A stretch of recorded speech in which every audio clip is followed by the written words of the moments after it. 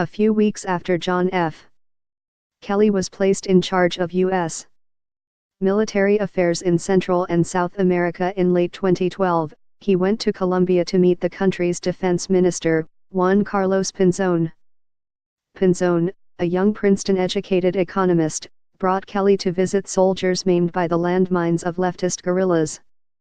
Kelly's son, Marine First Lieutenant Robert M. Kelly, had been killed after stepping on a mine in Afghanistan 2 years earlier, and to friends and colleagues, the tall, jaunty Marine general seemed to have turned gaunt, as if withered by grief. Kelly embraced the legless and disabled Colombian troops one by one. "It was an emotional moment," Pinzón said.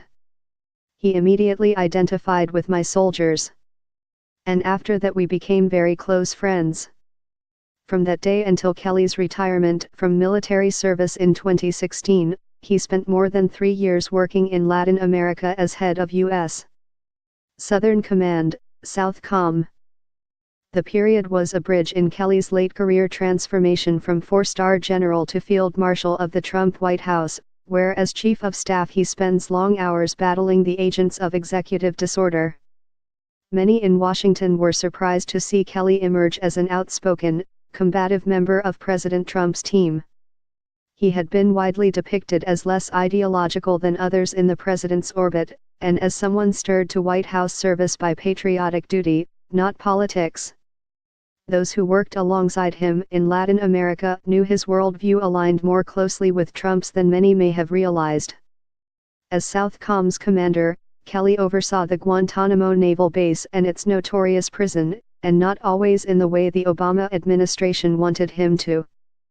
He took on illegal immigration, drug cartels, and the political and military complexities of a peace deal in close ally Colombia that ended a 52-year war with Marxist rebels. "The job," said Pinzón, "turned him from a warrior into a statesman. In a role that put him at the intersection of U.S. diplomacy, national security, and Washington politics, Kelly also revealed conservative views and a reputation for troublemaking qualities that would make him a prime recruit for Trump as he assembled his cabinet." Friends and former colleagues also said the SOUTHCOM job was restorative, helping Kelly come to terms with his son's death by channeling his energy and attention into civilian challenges outside his military comfort zone. Kelly inspired intense loyalty and admiration among many of the Latin American and U.S. diplomats with whom he worked, but he clashed with senior State Department officials who viewed him as a narrow thinker prone to impolitic statements. Trump named Kelly to his cabinet on the recommendation of Defense Secretary Jim Mattis, also a former Marine general. When Kelly first joined the administration as Secretary of Homeland Security, some immigrant advocacy groups assumed he would be a sympathetic figure, in part because of his familiarity with the forces driving Latin Americans to flee. But Kelly's years at SOUTHCOM had the opposite effect, hardening his views on border security.